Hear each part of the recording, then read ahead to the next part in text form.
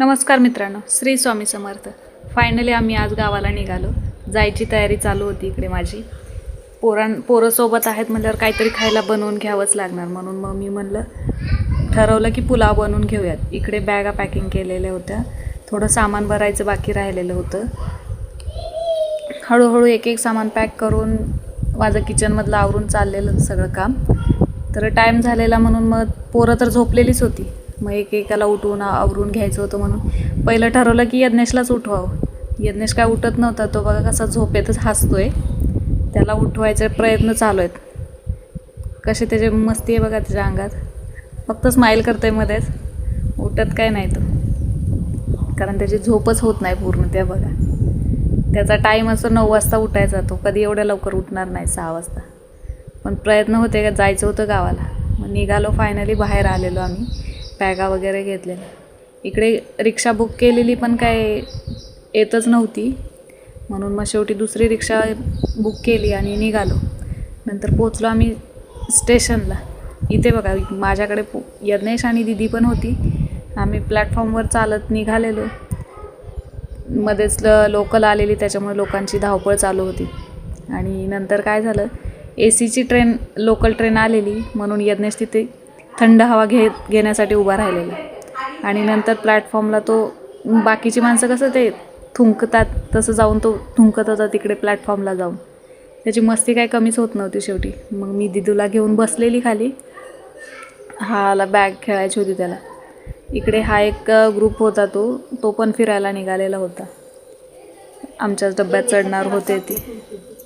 धावपळ चालू होती कारण ट्रेनचं इंडिकेटर लागलेलं होतं, त्यामुळे सगळे आपल्या आपल्या रिझर्वेशनच्या तिथे जाऊन थांबलेले. हळूहळू सगळे पॅसेंजर येत होते, आम्ही पण उभे राहिलेलो.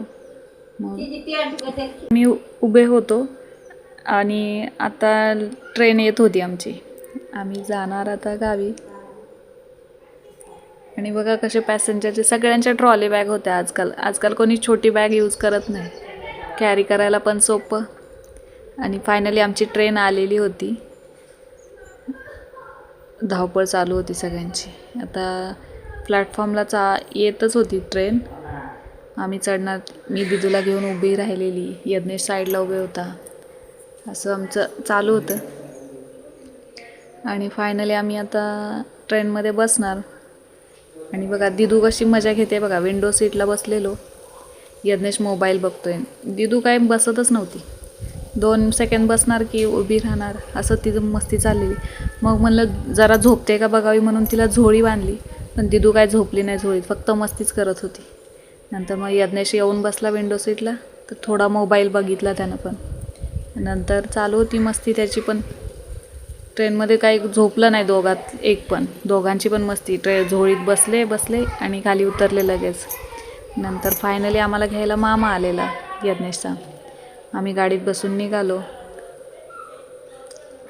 मस्त असं ठरवलेलं लवकर घरी पोचू, पण वेळेच्या मनात काय होतं माहिती नाही. बघा आमच्या गाडीचं चाक असं एकदम फुटलेलं. काय करावं सुचलं नाही, पण नशीब चांगलं म्हणून गाडी भावाने लगेच थांबवली. मोठा अनर्थ टळला. आणि मग तिथून ते टायर काढून, रोड असा सुनसानच होता, म्हणजे तिथं कोणी, उन्हाचं तर कोणी येणार नाही, आपले सगळं चाललेले. मी दिदूला घेऊन एक समोर झाड होतं तिकडे गेली सावलीला बसायला.